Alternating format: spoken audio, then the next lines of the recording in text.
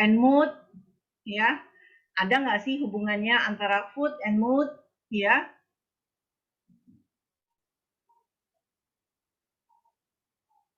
Sebentar.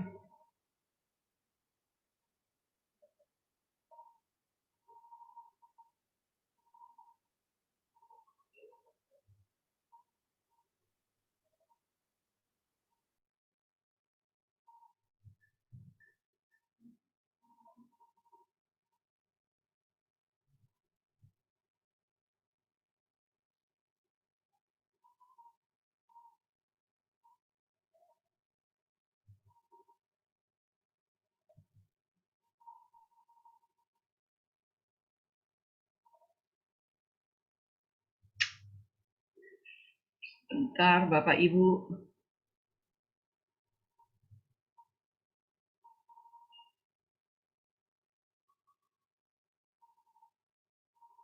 Oke. Kita akan masuk ke tema berikutnya, yaitu food and mood. Apakah ada hubungannya antara food and mood, ya? Ini hanya satu data aja highlight bahwa 1 dari 5 orang Amerika itu mengalami depresi.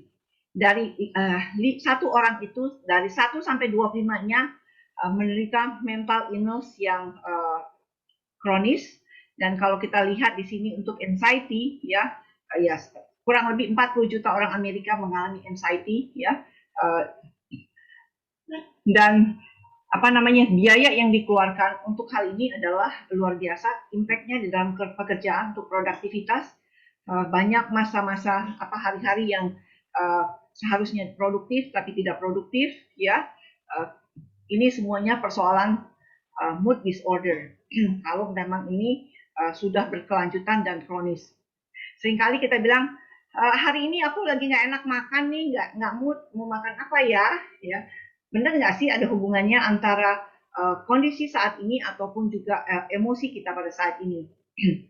Nah, kita bisa lihat di sini bahwa ada satu komponen yang luar biasa, ya, di dalam tubuh kita, yaitu protein yang adalah komponen amino asid di sini yang mengatur serotonin, dopamin, ya, adrenalin, terus kemudian neuropinephrine, dan 3 komponen ini sangat mempengaruhi mood kita. Ya, serotonin itu adalah hormon happy, jadi di situ mempengaruhi cara kita emosi kita pada saat itu. Terus kemudian impact-nya apa? Di situ ada obsesi, kemudian memori dan lain sebagainya. Kemudian untuk yang dopamin itu adalah kalau umpamanya serotonin itu benar-benar hormon happy, kalau dopamin itu lebih ke drive, ya. Terus kemudian untuk konsentrasi kita perlu neuropinephrine. Nah, kalau umpamanya ketiga komponen ini nggak seimbang, itu impact-nya kita bisa lihat, nanti kita bisa pelajari bersama-sama. Tapi tiga hormon ini kita perlukan mungkin nggak secara bersamaan, tapi ada hal-hal waktu-waktu tertentu kita perlu tiga-tiganya. Contohnya hormon happy. Hormon happy kalau umpamanya kita lihat, perlu nggak kita happy terus? Nggak juga. Kalau umpamanya ada momen-momen tertentu seperti kedukaan, kalau umpamanya kita ketawa atau kita happy di dalam momen kedukaan, kita juga dianggap orang aneh. Dan kalau umpamanya kita bilang, kalau umpamanya kehappyan kita ini, ketidak-happyan ini berlanjut dengan berlama-lama, itu juga nggak bagus, dan kita perlu ada hal yang lain untuk mendorong. Sementara untuk dopamin, kita juga perlukan untuk apa? Untuk drive sama motivasi. Jadi kayak umpamanya saya dulu membawahi sales and marketing, kemudian saya bilang, kamu semua harus kejar itu target, dan itu harus di drive. Dan ini harus di drive dengan apa? Pleasure, reward, motivation, dan di belakangnya itu adalah dopamin, ya. Terus kemudian juga kita perlu ada momen-momen tertentu kita harus konsentrasi, apakah itu karena belajar atau kita bekerja dan lain sebagainya. Dan 3 komponen ini mempengaruhi satu dengan yang lain, dan nggak ada kata kita bilang, wah saya nggak perlu dopamin, saya nggak perlu serotonin, saya nggak perlu norepinephrine, tapi tiga-tiganya itu kita perlukan di dalam tubuh karena kita harus survive dan kita harus bersosialisasi dengan kondisi kita masing-masing. Jadi di sini dikatakan apa sih mood di dalam makanan. Jadi kalau kita makan ada kadang-kadang kita bilang gini, waduh saya kepengen coklat kayaknya menenangkan. Apa sih komponen dari coklat itu ya? Nanti kita bisa pelajari setelah ini. Jadi di sini kita bisa bagi dua ya, makanan yang mempengaruhi emosi kita, apakah itu akan membuat kita happy ataupun umpamanya kita membuat kita swing. Nah, saya mulai dulu dari makanan yang membuat kita happy. Apa sih makanan yang membuat kita happy ya? Contohnya kacang-kacangan, tofu, seed, lentil, bean, telur, chicken ya. Terus kemudian ada lagi juga makanan yang lain yang membuat emosi kita jadi balance. Contohnya apa? Salmon ya, cod, kemudian produk-produk dengan polyunsaturated ya, yang banyak polyunsaturated, kemudian juga walnut, almond, terus kemudian yang membuat kita jadi aware. Jadi ada waktu-waktu tertentu kalau umpamanya kita lagi nggak enak badan, kita nyarinya apa? Sesuatu makanan yang panas yang ngedrive kita supaya badannya naik. Jadi kalau umpamanya di Chinese medicine itu ada makanan untuk yang up, down, terus kemudian ada untuk ngeluarin angin dan sebagainya. Nanti kita akan saya akan atur jadwal lagi untuk makanan in Chinese medicine. Ya ini hanya pengantar. Ya jadi kalau umpamanya kita lihat di sini makanan apa sih yang mempengaruhi supaya efeknya ke mood kita jadi swing dan sebagainya. Kafein, kalau umpamanya kita tahu kopi ataupun umpamanya teh itu ada kafein. Kafein itu bikin kita apa? Bikin kita alert. Kalau segala sesuatunya itu berlebihan, ya apapun itu makanannya, kalau umpamanya kita makan dengan yang berlebihan, pasti punya ekses. Dan eksesnya apa? Kita benar-benar terlalu tegang. Dan kalau umpamanya ada waktu-waktu tertentu, memang kita perlu ya makan minuman yang ngedrive kita untuk contohnya begini, kalau umpamanya ada anak-anak yang mau ujian, dia akan drive karena dia mau belajar, dia ngerjain sesuatu. Nah kalau umpamanya sebagai seorang pekerja, kita juga ada momen-momen tertentu ngerjain target yang umpamanya untuk presentation atau apa segala macam yang benar-benar butuh konsentrasi, yang ini mau nggak mau kita harus untuk wake up dan alert. Itu minum kopi sedikit atau minum teh itu bikin kita drive-nya lebih ini lagi. Tapi kembali lagi, segala sesuatu yang berlebihan itu punya impact. Dan kalau umpamanya kita lihat lagi di sini yang bikin mood kita swing itu apa sih? Makanan yang punya sugar content tinggi, dalam hal ini adalah refined sugar, yaitu produk-produk yang mengandung gula yang berafinasi tinggi. Contohnya apa? Candy, cookies, soft drink ya. Kembali lagi ini adalah sesuatu yang berlebihan. Kemudian yang membuat kita kayaknya aduh capek banget deh. Jadi kalau coba Bapak Ibu perhatiin, kalau kita makan yang berat seperti makanan yang berkolesterol tinggi, kalori tinggi maksudnya, junk food ya, kita bisa lihat di sini, kembali lagi dalam kondisi yang berlebihan itu membuat pencernaan kita juga kerjanya juga lebih heavy. Nah, kalau kita lihat di sini ya, ada 5, ini hanya ini aja kita bisa pelajari sama-sama, 5 penyebab kematian ya. 1 kardiovaskuler, kemudian pernafasan, problem di cancer, diabetes, stroke. Nah, ini tahu angka tahun 2012, saya ambil ini dari WHO ya. Dikatakan pada setiap tahun rata-rata itu ya, ini data 2012, ada 17 juta orang yang meninggal karena penyakit kardiovaskuler. Kemudian ada yang 4,2 juta orang yang meninggal karena problem di pernafasan. Dan sekarang karena kita concern untuk cancer, Bapak Ibu bisa lihat angkanya 7,5 juta orang mati per tahun karena cancer, kemudian diabetes 1,2, stroke 6,1. Nah kalau kita lihat ini data 5 hari yang lalu, kalau kita lihat data per 5 hari yang lalu, kematian karena COVID itu 3 juta. Jadi bukan di sini saya membandingkan, tapi enggak. Seringkali karena memang kondisi saat ini COVID begitu rupa, informasi dan segala macam dan impactnya juga luar biasa. Tapi kalau kita lihat ya, hidden di belakang itu cancer 7,5 juta orang meninggal per tahun, seringkali kita nggak aware ya. Padahal angka ini adalah angka yang luar biasa besar. Ini hanya untuk mengingatkan kita semua ya, what's going on di belakang itu semua. Nah, seringkali ya Bapak Ibu, 5 penyakit ini umumnya adalah penyakit-penyakit gaya hidup ya, lifestyle disease. Karena apa?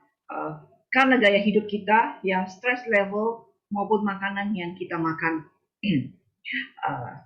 Ini data di Filipina, saya browsing, saya dapat data ya, 8 dari 10 orang di Filipina ya itu kekurangan zat iron, terus kemudian 3 dari 10 orang itu kekurangan zinc, dan 7 dari 10 orang itu kekurangan vitamin C. Jadi kalau kita lihat di sini ya, saya nggak tahu data di Indonesia, tapi kurang lebih kalau umpamanya lihat negara berkembang, Indonesia dan Filipina itu kurang lebih sama, karena saya juga pernah kuliah di Filipina, ngambil MBA waktu tahun 87 waktu itu, jadi kurang lebih kondisinya sama lah, nggak beda-beda jauh. Jadi sebenarnya kalau umpamanya kita lihat, kita itu kekurangan gizi dalam pengertian mikronutrisi. Untuk makronutrisi saya rasa sih kita nggak problem. Kalau umpamanya kita lihat beberapa puluh tahun yang lalu, kalau kita lihat zaman perang, kita compare sekarang, mungkin kalau sebelumnya mungkin kita problem di makronutrisi. Tapi di atas tahun 70-an, saya rasa sih jarang kita problem di makronutrisi, tapi yang problem adalah di mikronutrisi. Ini data terakhir, ini tahun 2020 ya, 8 dari 10 kekurangan iron, terus kemudian 3 dari 10 kekurangan zinc, 7 dari 10 itu kekurangan vitamin C. Kita anggap ini sama dengan Indonesia, apa efeknya? Ya, mikronutrisi ini nggak semua ya, tapi ini adalah gambaran yang umum ya, yang efek ke saya lebih konsentrasi ke mood saat ini ya. Kita perlu mikronutrisi seperti vitamin A, B, C, D, E, chromium, iron, zinc, selenium, magnesium, antioksidan, omega 3 fatty acid ya. Kalau umpamanya kita kekurangan atau umpamanya kita kekurangan dalam waktu yang lama, apa efeknya untuk moodnya kita? Kita mulai dulu dari chromium. Ya, chromium ini di dalamnya itu ada apa? Dia meningkatkan neurotransmitter, jadi penghantar untuk serotonin, norepinephrine ya, yang mana untuk mengatur emosi yang ada di dalam tubuhnya kita ya, untuk meregulasi. Nah, serotonin adalah senyawa kimia yang berperan untuk kita merasakan satu hal yang bahagia ya. Kalau umpamanya kadar serotonin dikaitkan dengan seringkali serotonin ini dikaitkan dengan gangguan psikologis. Nah, apa sih ya, kita lihat di sini makanan yang banyak mengandung kromium. Ya, kita di sini bisa lihat makanan yang mengandung kaya akan kromium itu adalah oat, ya, potato, ya.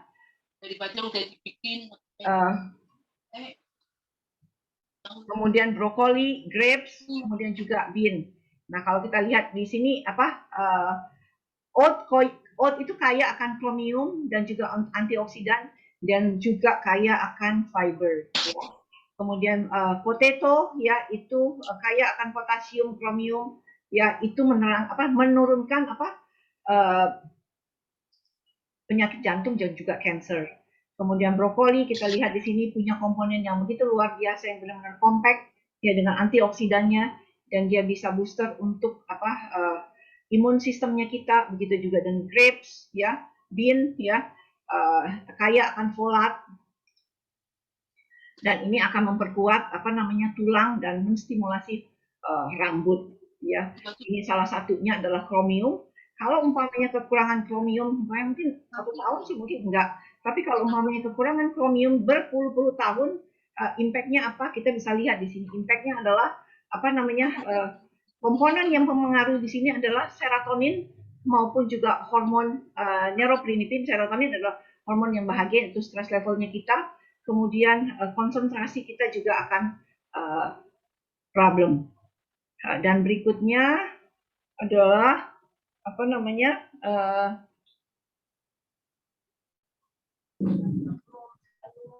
magnesium.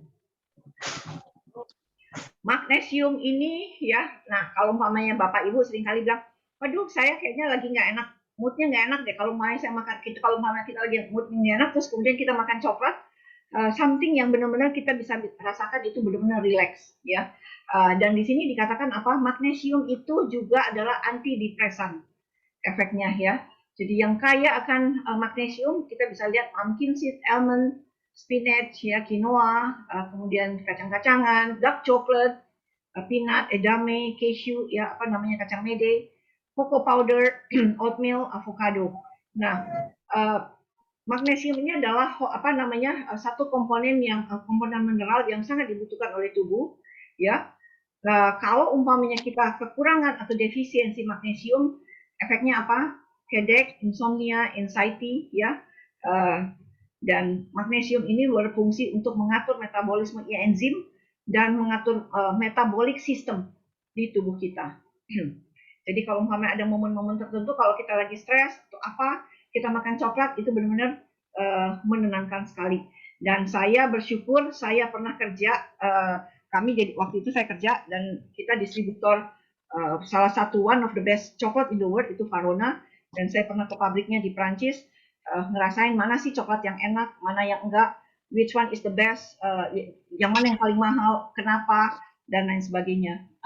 Saya juga pernah kerja di apa namanya, agent kita juga untuk agent kakao berry ya, jadi itu dua produk itu yang benar-benar saya lihat apa namanya, saya belajar banyak tentang coklat di Farona maupun juga di Berry Callebaut.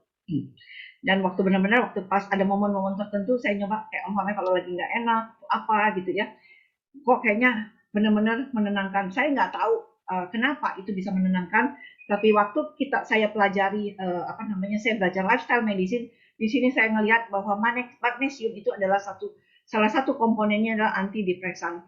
Kalau umpamanya lebih detail lagi ya, obat-obat antidepresan, saya ada gamma atau apa segala macam. Sebenarnya intinya di belakangnya itu adalah makanan yang kita makan sehari-hari, itu nanti apa. Kenapa saya concern untuk apa namanya, antidepresan, karena adik saya apa namanya, kami mau apa take care, saya punya adik dan suami itu 15 tahun karena kondisinya kejiwaan. Jadi saya benar-benar concern mengenai hal ini. Dan berikutnya di sini adalah zinc. Zinc fungsinya apa sih? Ya, di zinc di sini bertindak sebagai kofaktor untuk mengatur ya ratusan koenzim yang ada di dalam tubuh. Jadi peranannya luar biasa. Kita punya koenzim itu banyak sekali ya, di dalam tubuh ada ratusan. Jadi kalau umpamanya koenzimnya ini enggak sinkron satu dengan yang lain ya, efeknya apa? Apa namanya? Kita bisa lihat efeknya apa? Satu sama lain itu enggak jadi sinkron. Dan yang paling utama adalah di sini apa, zinc mempunyai apa, komponen untuk meningkatkan imunitas kita ya, menangkal depresi ya. Makanan apa sih yang paling banyak zinc ya? Kita bisa lihat di sini oyster ya. Kita makan 6 oyster itu apa namanya, kebutuhan apa namanya zinc per hari itu adalah kecil sekali amountnya. Kalau umpamanya kita lihat di sini 52 miligram itu 472, ya kurang lebih di bawah 100 miligram kebutuhan kita per hari ya. Nah di sini ada oyster pertama sekali, kemudian beef ya. Kita kalau umpamanya makan 5 oz, 150-an gram itu bisa memenuhi 104 ya, over sih. Kalau umpamanya 150 gram daging itu udah over untuk zinc yang ini. Tapi kalau umpamanya untuk chicken, kita bisa lihat di sini, Bapak Ibu bisa pelajari juga di apa namanya, di open resource, di website atau di apapun, tahu ya, kemudian juga daging, pork ya, lentil, yogurt ya, oatmeal, shiitake, mushroom. Jadi yang paling utama adalah di sini apa, zinc diperlukan untuk mengatur koenzim yang ada ratusan jumlahnya itu di dalam tubuhnya kita. Bapak Ibu mohon untuk mute. Berikutnya adalah omega fatty acid. Daging diturunin. Bawang Omega merah, fatty bawang acid. putih, kupasin loh. Bawang merah 3, bawang putih 3, dirajang. Mau di oseng-oseng sama daging sama kentang. Bisa minta tolong di mute Bapak Ibu? Hah? Iya boleh kalau kamu udah beres ya masak punya kamu. Pak Tumbur bisa tolong mute? Oke, terima kasih. Kemudian omega fatty acid. Nah, di sini kita lihat omega fatty acid. Kentangnya airnya buang, dicuci, kentangnya dicuci, terus kasih kecap, asin, kecap merah.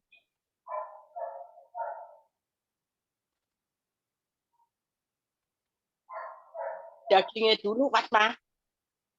Setelah dagingnya mendidih baru kentang. Bentar, sebentar Bapak Ibu. Oke, ya. Kita kembali lagi.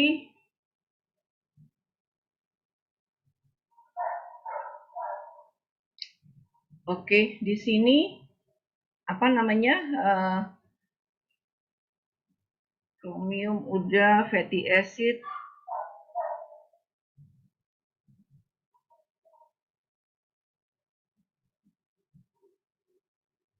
Nah, di sini apa namanya? Omega 3 fatty acid. Ya, fungsinya apa? Ya, mengatur apa?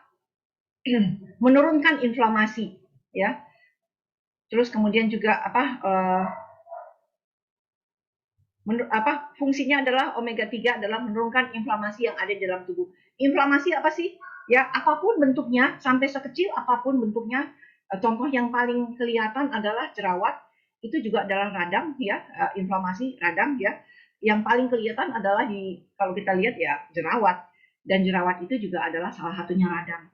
Kalau umpamanya di dalam tubuhnya kita untuk cancer, karena itu ada ada radang, itu konteks yang lebih besar lagi. Tapi dari apapun namanya, dari hal yang paling kecil, radang yang paling kecil, jerawat sampai cancer sekalipun, itu juga radang. Jadi omega fatty acid ini berfungsi untuk menurunkan inflamasi.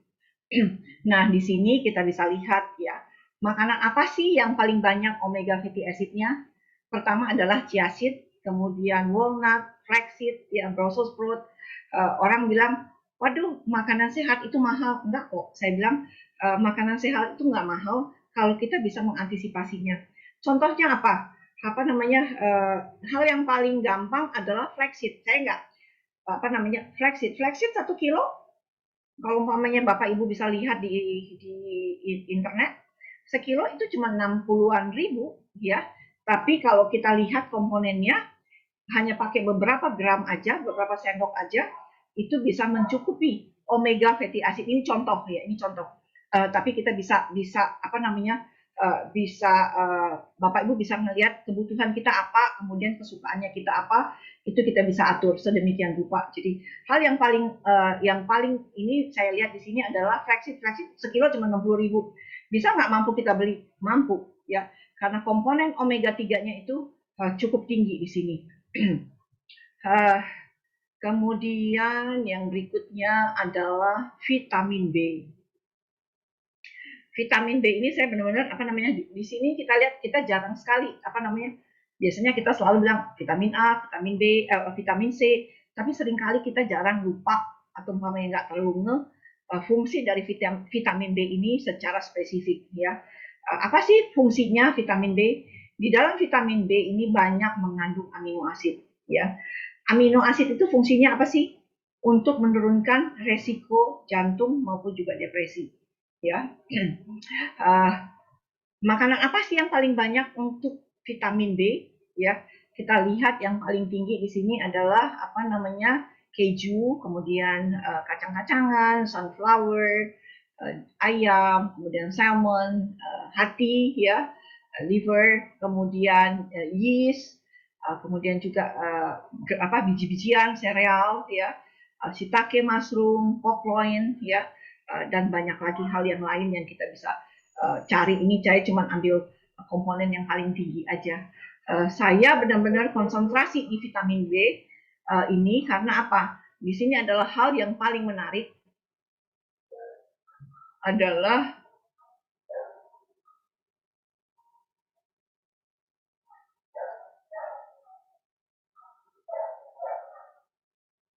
Sebentar.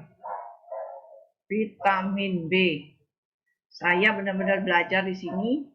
Nah, vitamin B itu fungsinya apa sih? Kalau kita kekurangan vitamin B, itu impact-nya adalah depresi, ya, emosinya nggak terlalu stabil, ya, kemudian suka bingung, suka lupa, kadang-kadang fighting sama diri dan lain sebagainya. Dan makanannya tadi kita udah bisa pelajari, ya, source-nya. Dan hal berikut ini mungkin Bapak Ibu linksnya antara sugar dan vitamin B dan juga mood swing. Nah, tadi dikatakan apa? Vitamin B. Kekurangan vitamin. Nah, kalau kita makan makanan yang punya sugar content tinggi, khususnya produk-produk rafinasinya cukup tinggi seperti candy, ya, atau apapun itu, ya, di sini untuk mengkonversi sugar ke kalori itu diperlukan vitamin B, ya. Kalau kita banyak makan sugar produk, ya, yang kontennya cukup tinggi, impact-nya lama kelamaan kita akan kekurangan vitamin B. Ini satu perdebatan yang panjang, tapi kita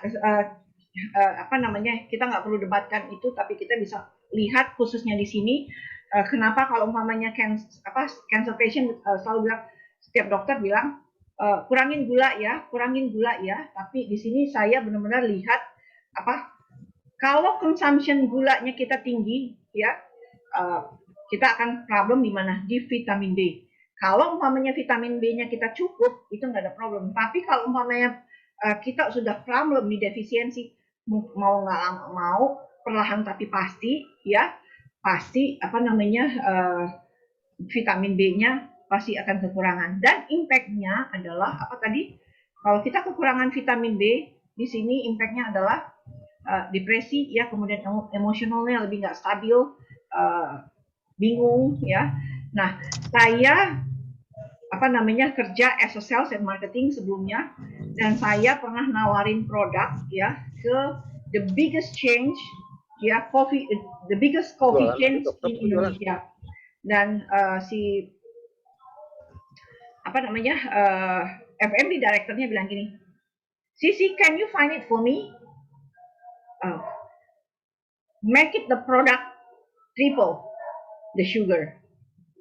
I'm not selling food, I'm selling beverage. Jadi Bapak Ibu bisa nangkep dari situ, ya. Ada dua, saya kerja di food industry itu 30 tahun. Saya kerja di pabrikan, ya, kemudian saya juga kerja di distributions, dan terakhir kerjaan saya adalah evaluasi barang-barang apa yang bisa dijual di Indonesian market, baik yang mass market maupun juga yang niche market. Jadi dua weapon yang paling utama dari food industry adalah sugar and garam, ya. Saya nggak usah jelasin di sini, nanti lain waktu saya akan jelasin lagi lebih detail mengenai gula, detailnya, dan juga garam.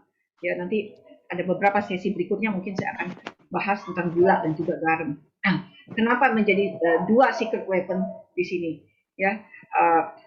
Dan dua itu benar-benar kunci di food industry. Jadi saya pernah research, ya, kalau umpamanya kita mau keluarin atau launching satu produk, ya, kita launching, kemudian kita research, kita tes produknya dari segi rasa, dari segi branding, segala macam. Karena investasi di situ benar-benar khususnya di consumer product, investasinya kelihatan itu produknya murah, tapi investasi untuk branding dan lain sebagainya itu luar biasa sekali investasinya. Mau nggak mau ada research di situ. Research taste, ya, banyak hal di situ, dan saya melihat produk mana yang benar-benar sellable untuk area ini dan mana yang dan kita pelajari bersama waktu itu. Itu nanti next kita bisa pelajari untuk gula maupun juga garam, apa yang terkandung di dalam garam khususnya, apa yang terkandung di dalam garam dan gula khususnya. Kemudian dari waktu ke waktu, ya, efek dari makanan yang kita makan adalah obesitas. kalau kita melihat ya khususnya kondisi di Amerika, dari waktu ke waktu kursinya berubah ya size-nya, dari kursi sekian makin besar dan makin besar dan makin besar. Kita pikir itu adalah masyarakat di Amerika. Di Asia mungkin enggak. Tapi kalau umpamanya kita bisa pelajari kondisi market di Jepang, ya kita tahu sendiri makanan Jepang itu benar-benar begitu luar biasa bagus, dan kita pikir mereka benar-benar sangat stick dengan apa yang mereka makan. Tapi kenapa setelah tahun 80-an, tahun 90-an, diabetes itu berkembang dengan cepat di Jepang, ya. Karena apa, ya? Di situ juga peranan food industry begitu luar biasa. Dan kita mengacu kondisi di Amerika, kenapa? Karena segala sesuatu itu benar-benar trendsetter khususnya untuk makanan adalah Amerika, ya, maupun juga Eropa khususnya. Jadi mau nggak mau perlahan tapi pasti ya, kita nggak usah lihat jauh-jauh, dari anak-anak kita aja mereka makan apa. Kalau umpamanya kita ajak makan gado-gado, ayo makan gado-gado yuk, kita ke restoran gado-gado, langsung mereka bilang, that's for you mom, ya.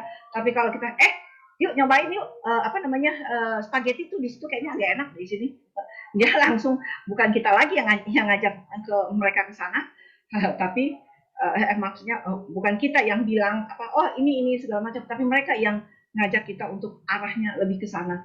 Jadi perlahan tapi pasti Western food itu sangat mempengaruhi kehidupan kita. Terus kemudian di sini saya vitamin A, E, dan C ya.